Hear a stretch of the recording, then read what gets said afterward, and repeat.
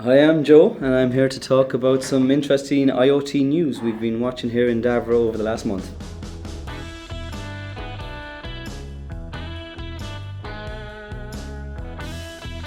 First of all, huge congratulations to Pointy, who were acquired by Google for $163 million. Pointy actually started off in the same incubation centre as us here at Davra did in Dublin, and we've been watching their growth and their success ever since. It's actually CEO Mark Cummins' second acquisition by Google after he sold them Plink in 2010. So the key to Pointy's success was the simplicity of their solution and the partnerships they built. Pointy offers hardware and online services that allow brick and mortar retailers to advertise their wares online.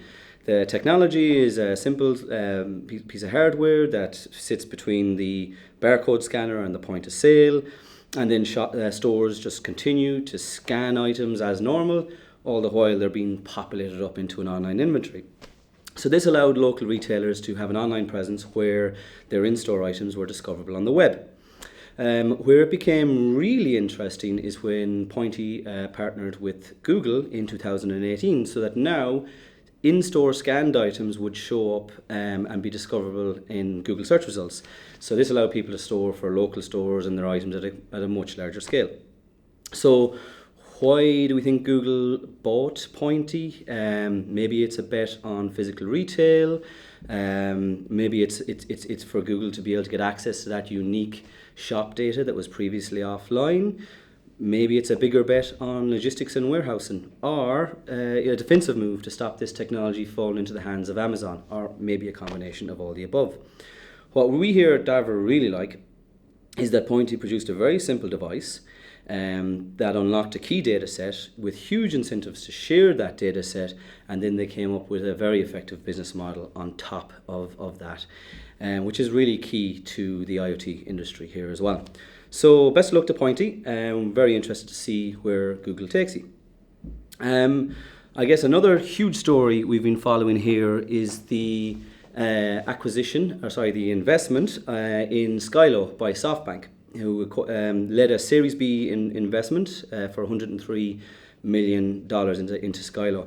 Skylar are coming out of stealth mode. They're going to be launching their IoT satellite connectivity service later this summer. They claim it's the first satellite service that supports narrowband IoT, and they're also claiming that it's 95% cheaper than other traditional satellite connectivity services. We here at Davra have developed multiple use cases on satellite in agriculture, logistics, mining, so we're very keen to see the benefits of Skylar's solution. It does sound really disruptive. SoftBank are interesting. You may be familiar with them. They've been in the news for their investments in WeWork. They're also investing in acquiring companies in the IoT space. They invested in Nvidia.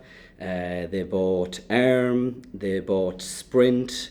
They bought Boston Dynamics. That company with the quadrupedal robots that run around. Yep, that's SoftBank.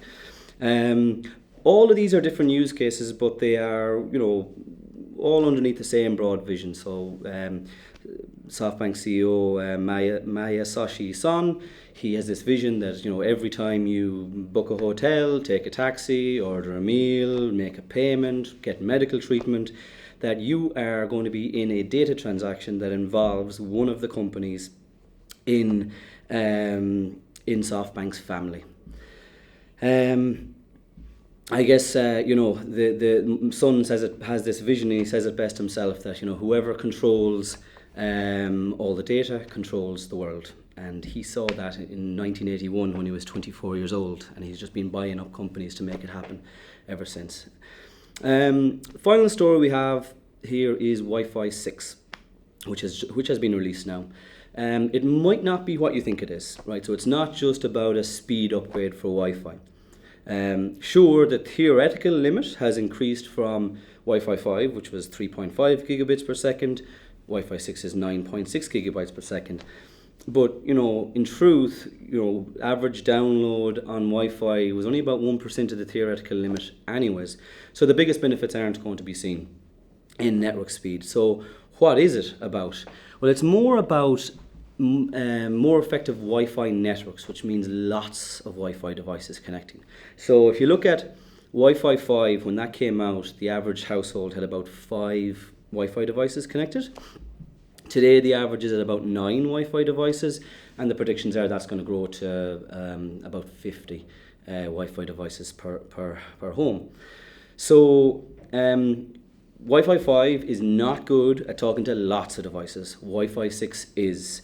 You're not going to see better speed on these devices, but your network will not degrade as you add more devices.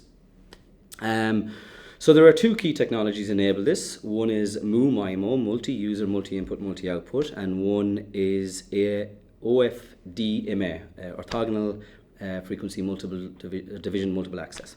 There's a nice analogy for how these 2 technologies work. So MU-MIMO is like if you can imagine a fleet of delivery trucks, where Wi-Fi 5 you had 4 delivery trucks, with Wi-Fi 6 you have 8 delivery trucks, so you can deliver more information.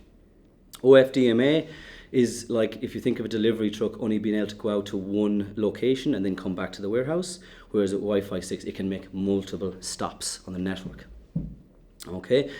Wi-Fi 6 also has battery saving features. It uses this scheduled wake time so that it can check in with a device and only take data from it when it needs to.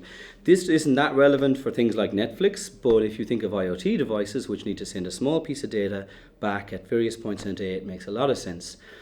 So this ability to connect to lots of devices and also this low power battery technology means that Wi-Fi 6 is a real interesting technology for as an accelerator for IoT indoors. There are already lots of technologies out there. There's Zigbee and Z-Wave and LoRa, and we've used them all. But Wi-Fi is so ubiquitous. If you could actually, carry out all those IoT use cases on the one Wi-Fi network without having to set up and manage and secure a new network, it really is an interesting technology to enable IoT indoors. The biggest challenge to this is probably going to be security. Wi-Fi 6 does come with some improvements to security. It's very difficult now to do a brute force attack. Also, if you do happen to get access to a compromised device, the information that's on it is pretty useless. But if you look at a building operator, would a building owner, put their HVAC on the same infrastructure as a guest Wi-Fi network? There probably needs to be some more work done there in terms of standards. But we'll be watching that space with interest. So that's all the news here from Davra. Catch up with us next month and we will be bringing you up to speed on some more exciting developments in IoT.